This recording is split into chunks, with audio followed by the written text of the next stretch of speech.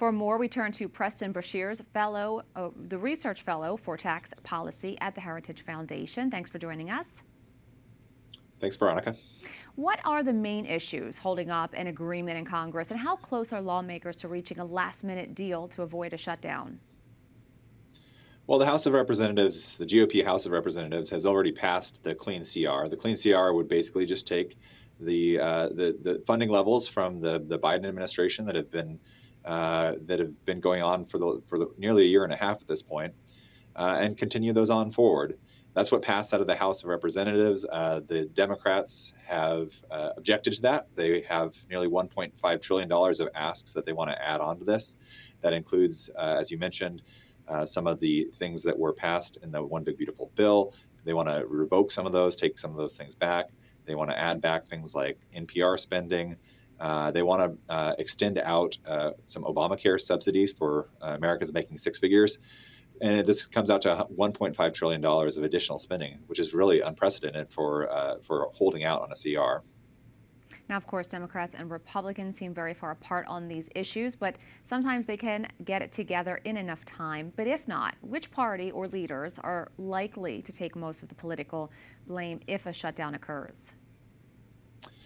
I mean, the media will perhaps try to spin it as this being something on President Trump, but the reality of the situation is a clean CR is just keeping the status quo as is, and that's what the Republican House has already passed. I think the idea of adding $1.5 trillion of additional spending, to see that as a reasonable ask when you don't hold the House, you don't hold the Senate, you don't hold the White House, you kind of have to look at who has the cards in this situation, who holds.